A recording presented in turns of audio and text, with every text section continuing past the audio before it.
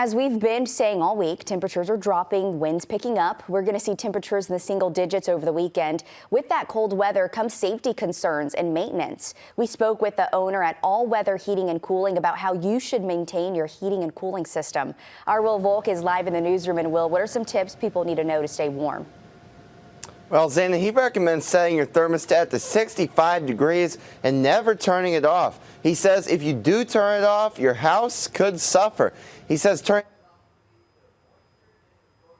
house, which would make it cold and damp.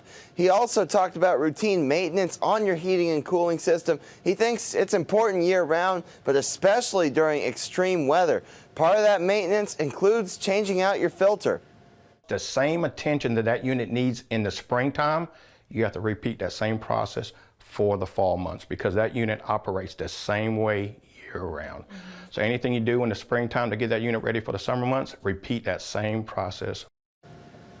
But overall, again, he says it's really important to keep your thermostat on its normal settings, even if you're traveling, because otherwise it'll work much harder than it needs to.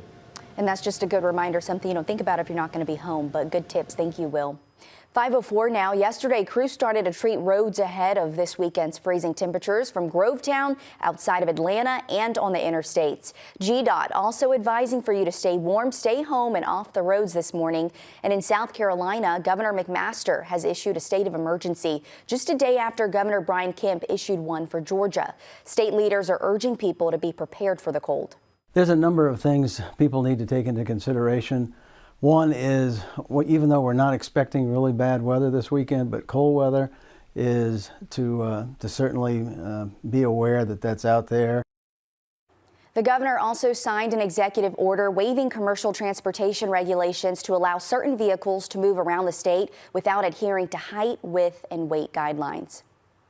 Earlier, we mentioned how to protect your heating system, but what about your water system, like your pipes? Experts recommend that you keep your faucets dripping overnight. This will prevent them from both freezing and bursting.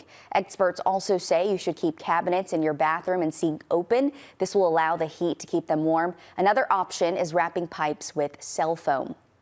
And we're on your side with everything you need to know about the cold weather this weekend. You can head to WRDW.com or our WRDW app, then click the tab labeled Winter Safety. It's right on the homepage. Also, make sure you download our First Alert weather app so you can get up-to-the-minute information on these extreme cold conditions. You can also watch live streams from our First Alert weather team on any of your favorite streaming devices. And if you do need a place to stay warm, whether it's during the day or overnight, the following places are providing warming centers: Augusta Rescue Mission on Walker Street, Garden City Rescue Mission on Fenwick Street, and the Salvation Army Center of Hope on Green Street. If you need a ride to the following locations, Augusta Transit is providing free transportation to all of those facilities.